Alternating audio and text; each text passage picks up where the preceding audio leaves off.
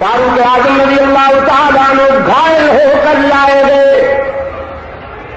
نماز کے بعد فرزندان اسلام اردا گرد جمع ہے. فاروق اعظم رضی اللہ تعالیٰ عنہ نے پوچھا کون ہے میرا قاتل؟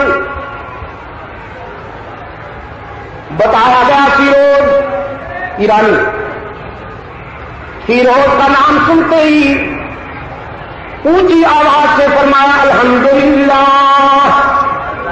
اتنی اونچی آواز سے کہا کہ مسلمان ایک دوسرے سے گلے مل مل کر مبارکباد دینے لگے کہ الحمدللہ امیر المومنین کی طبیعت ٹھیک ہو رہی ہے, بچ جائیں گے. اتنی اونچی آواز سے الحمدللہ کہا. آنکھوں میں آنسو تھے لیکن لوگ ایک دوسرے کو گلے لگا کر مبارکباد دے رہے تھے کہ الحمدللہ زخم اتنا گہرا نہیں ہے.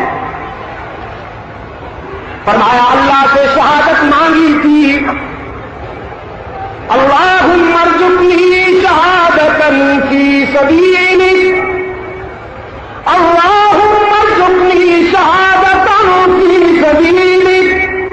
اے اللہ اپنے راستے میں شہادت کی موت عطا کر, وجعل موتی فی بلد حبیبک, اور موت بھی اپنے محبوب کے شہر میں عطا کر, مدینہ میں عطا کر.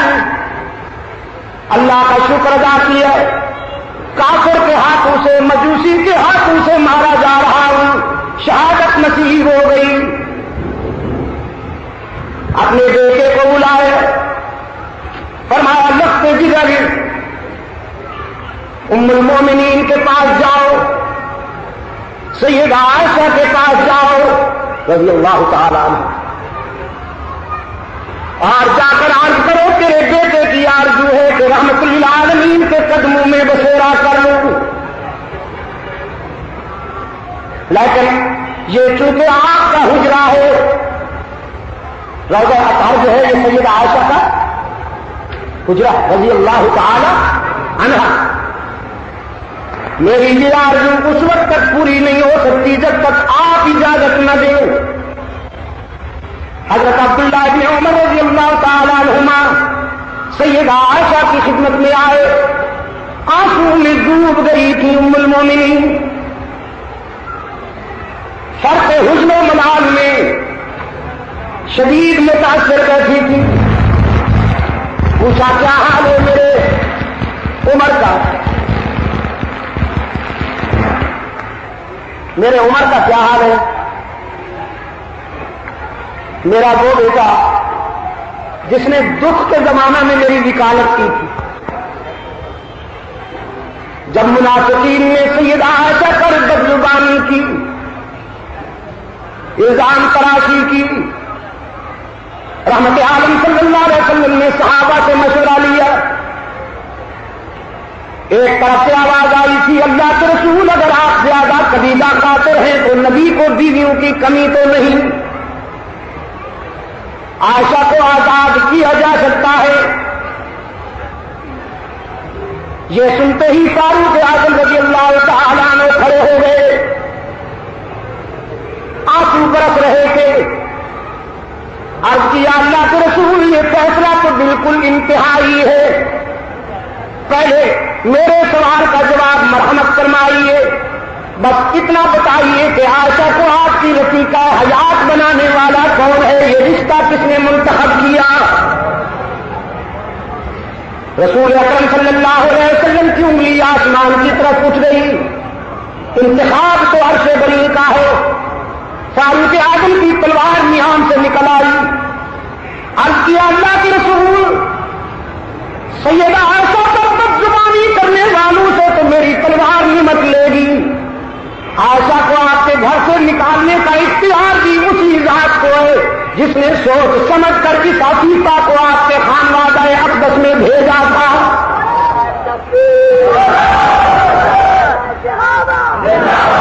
لہذا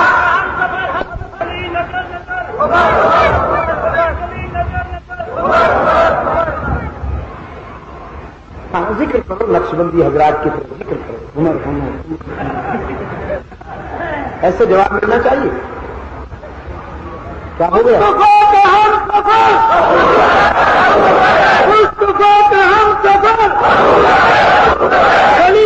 گلی گلی نگر نگر گلی گلی نگر نگر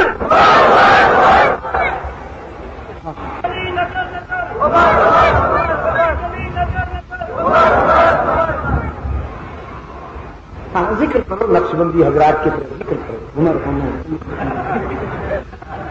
ایسے جواب ملنا چاہیے. کیا ہو گیا؟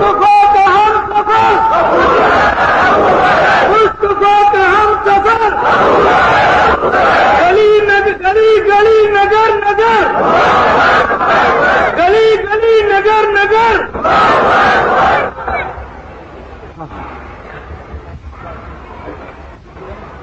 رحمت عالم صلی اللہ علیہ وسلم کا غنچہ دل شگفتہ ہو گیا. چہرہ فرط مسرت میں تمتما اٹھا. حبیب کبریا صلی اللہ علیہ وسلم کی آنکھوں سے راحت و مسرت کی روشنی ہویدا ہو گئی. فرمایا ابن خطاب جزاک اللہ تو نے تو میرے دل کی بات کر بس جاؤ اب میں بھی اس کے فیصلے کا منتظر ہوں تم بھی اسی کے فیصلے کا انتظار کرو. اور پھر اللہ کا فیصلہ وہی ہوا تھا جو فاروق اعظم کے جذبات تھے. فرمایا الخبیثات للخبیثین والخبیثون للخبیثات والطیبات للطیبین والطیبون للطیبات اولئک مبرؤون مما یقولون لهم مغفرة ورزق کریم. سیدہ عائشہ صدیقہ رضی اللہ تعالی عنہ نے حضرت عبداللہ ابن عمر رضی اللہ عنہما سے فرمایا میرے بیٹے کا کیا حال ہے؟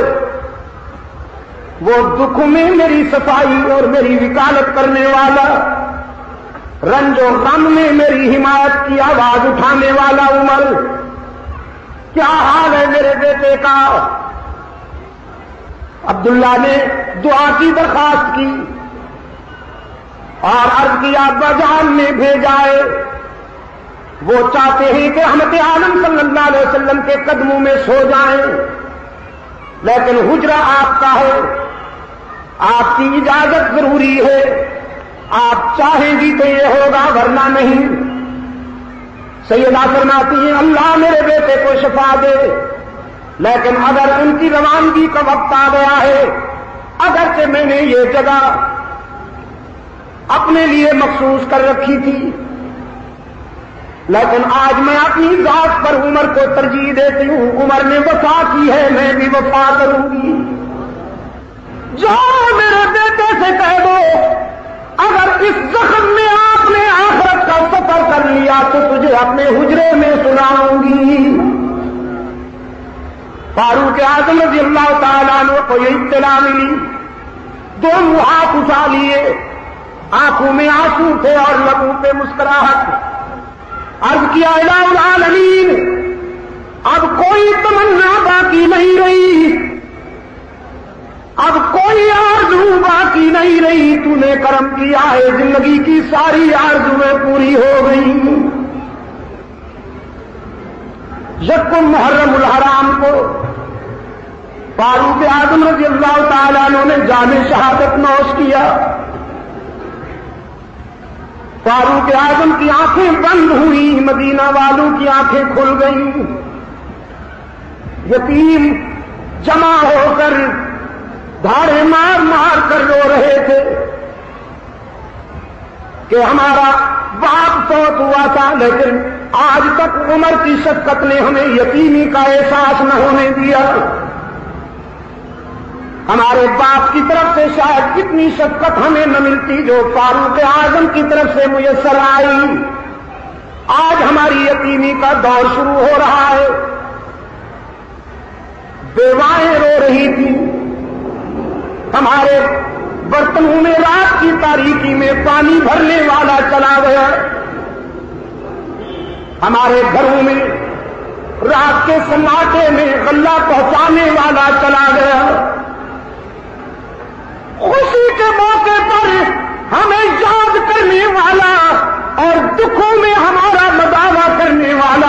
چلا گیا.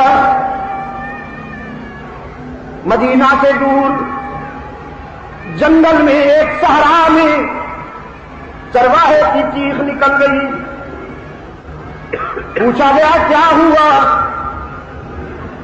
کہنے لگا خیر معلوم نہیں ہوتی. آج بھیڑیے نے حملہ کر دیا ہے. جو ہمیشہ میری بکریوں کے ساتھ بے تکلف پھرتے تھے آج انہوں نے حملہ کر دیا. معلوم ہوتا ہے کہ عمر نے آنکھیں بند کر لی ہیں. میں نے رات بھی کہا تھا وہ الفاظ پھر دوہراتا ہوں. حاکم عادل ہو تو مملکت کے ہر گوشے میں اس کے اثرات ہوتے ہیں، اور اگر حاکم منافق ہو تو مملکت کے ہر گوشے میں اس کی نحوست کا پرتاؤ ہوگا.